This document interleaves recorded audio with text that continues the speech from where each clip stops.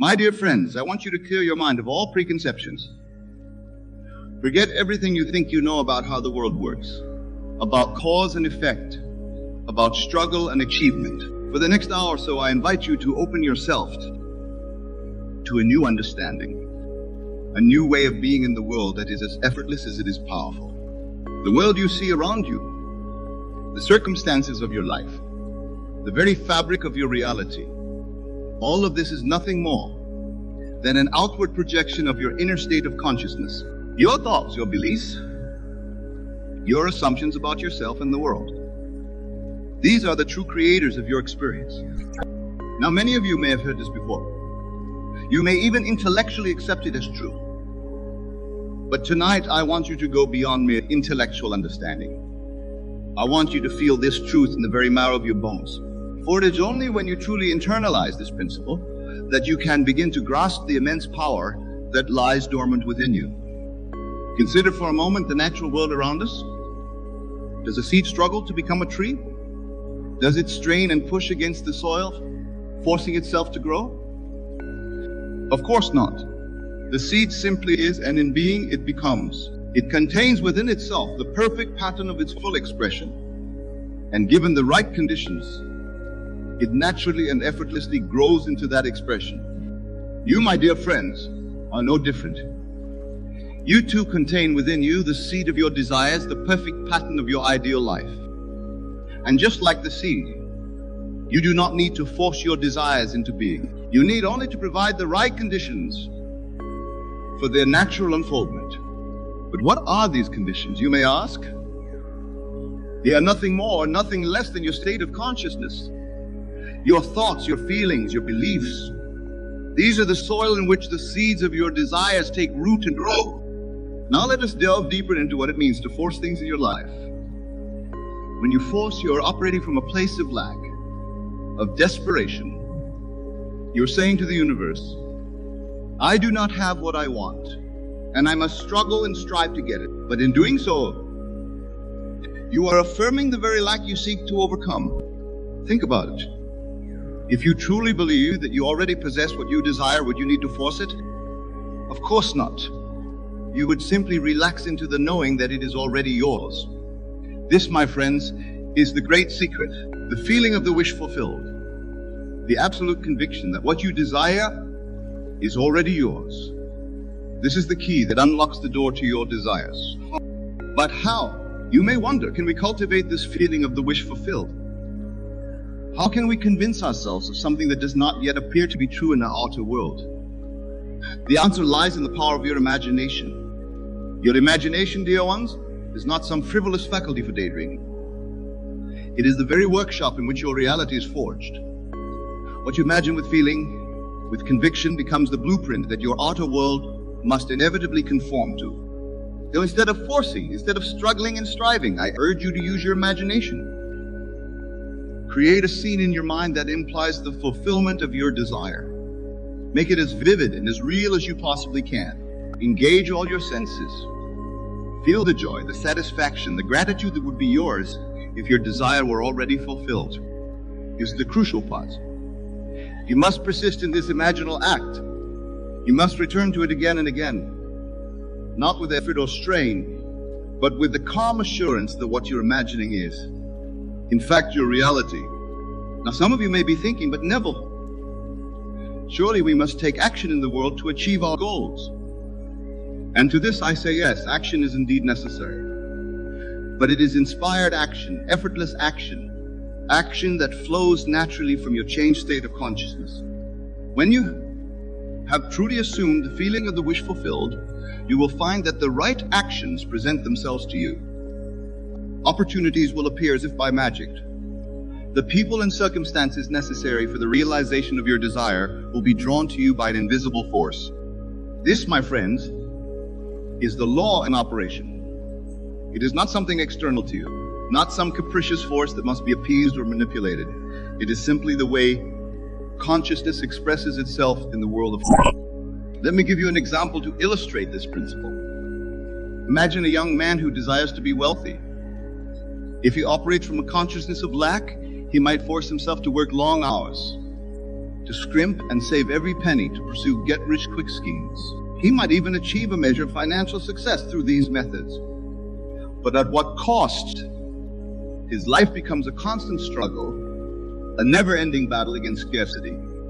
But suppose this same young man were to change his consciousness. Suppose he were to assume the feeling of being wealthy. He would imagine himself living in abundance, enjoying financial freedom, sharing his wealth generously. He would persist in this assumption until it became a conviction, a knowing. What would happen then? He might be inspired to start a business that aligns perfectly with his talents and passions. He might encounter a mentor who guides him to lucrative opportunities. He might even receive an unexpected inheritance or windfall. The specifics don't matter. What matters is that his outer world would inevitably conform to his inner conviction of wealth. All of this would unfold naturally, effortlessly. There would be no need for force, no need for struggle. The young man would simply follow the path that naturally opens up before him, guided by his inner knowing of abundance. This, my dear friends, is what I mean when I say don't force anything. It's not about passivity or inaction. It's about aligning yourself with the natural flow of life, with the law that governs all things. Now, I can hear some of you thinking, but Neville, what about the challenges and obstacles we face in life? Surely we must overcome these through effort and struggle. You call challenges and obstacles are nothing more than the outpicturing of your own limiting beliefs and assumptions. When you force against these apparent obstacles, you are in fact reinforcing the very consciousness that created them. You are saying to the universe, yes, this is real, this is solid, this is something I must fight against. And in doing so, you give it even more power over you. But what if, instead of forcing against these obstacles, you were to simply assume that they do not exist?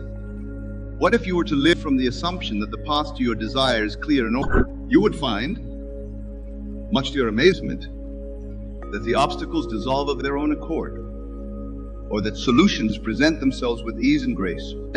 Remember, my friends, the outer world is nothing more than a shadow, the reflection of your inner state. Change the inner, and the outer must follow. Now let's consider another aspect of this principle of not forcing. Many of you, in your quest for spiritual growth and understanding, may have encountered teachings that emphasize discipline, effort, and control. You may have been told that you must force yourself to think positive thoughts, that you must struggle against negative emotions, that you must exert iron control over your mind. But I say to you, this too is a form of forcing, and it is ultimately counterproductive. For in attempting to control your thoughts and emotions through sheer willpower, you are implicitly affirming their power over you. You are saying these thoughts, these emotions are real and powerful. Instead, I urge you to simply observe your thoughts and emotions without judgment, without resistance. See them for what they are, temporary states of consciousness that have no power other than that which you give them. And then gently but firmly, turn your attention to the state you wish to embody. This is not forcing, but allowing. Is not struggle, but surrender to your true self, to the God within you that is the source of all creation. Let me share with you a personal experience that illustrates this principle. Many years ago, when I first began to explore these truths, I found myself in dire financial straits. Bills were piling up, creditors were calling, and I could see no way out of my predicament. My first instinct was to force a solution. I worked longer hours, I scrimped and saved, I worried and fretted, but the more I forced, the worse my situation became. It was as if the universe was conspiring against me, closing every door I tried to push open. Then, in a moment of quiet desperation, I remembered the truth I had been studying. I realized that my outer circumstances were merely a reflection of my inner state of lack and limitation. And in that moment, I made a decision to change my inner. Instead of focusing on my apparent lack, I began to imagine myself as financially secure.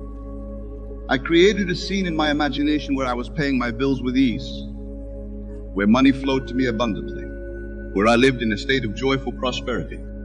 At first it felt like pretending, but I persisted. Night after night, I would fall asleep in this imaginal scene. I would carry the feeling of financial abundance with me throughout my day.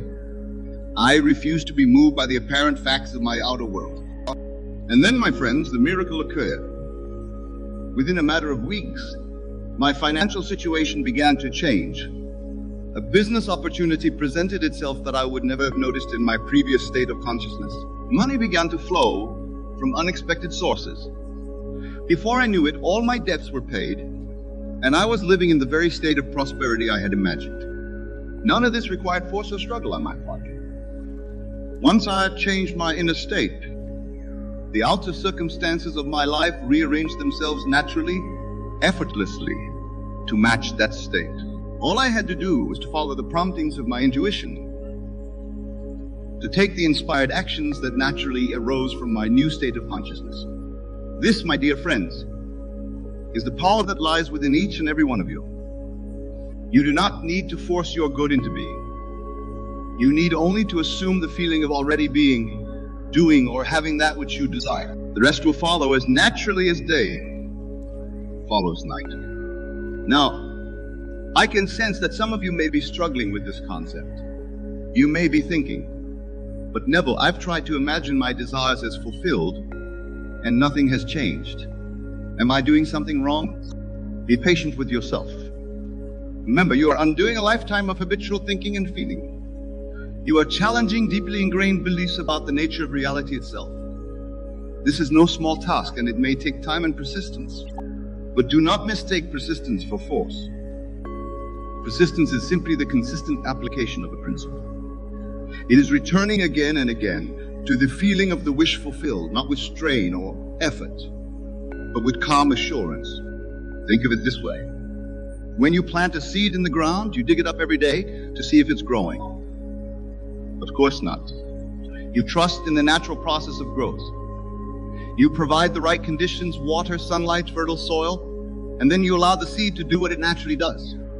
Your desires are like seeds planted in the fertile soil of your consciousness.